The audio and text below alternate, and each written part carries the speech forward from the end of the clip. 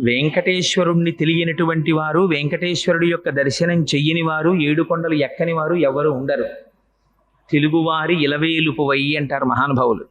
అందుకని అందున తెలుగువారికి వెంకటాచలపతి, ఆ వెంకటరమణుడు అంటే ఉండేటటువంటి భక్తి మరింత ప్రసిద్ధం.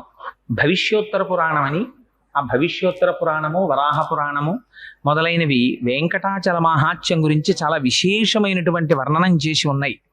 అసలు ఆ కొండ పేరే చాలా చిత్రమైనటువంటి పేరు. ఆ కొండ పేరు పెట్టడమే వెంకటాచలము అని పేరు పెట్టారు. ఎంత ఆశ్చర్యకరమైన విషయం అంటే, అన్నారు అజాయమానో బహుధా విజాయతి. అసలు పరమేశ్వరుడికి జన్మనెత్తవలసిన అవసరం ఎక్కడుంది? ఆయనేం మనలా కర్మ చేసిన వాడు కాడు. మనలా కర్మ ఫలితాన్ని అనుభవించడానికి పాంచభౌతికమైనటువంటి శరీరంతో రావలసిన అగత్యం ఉన్నవాడు అంతకన్నా కాడు. మరి అటువంటి వాడు శృతంది అజాయమా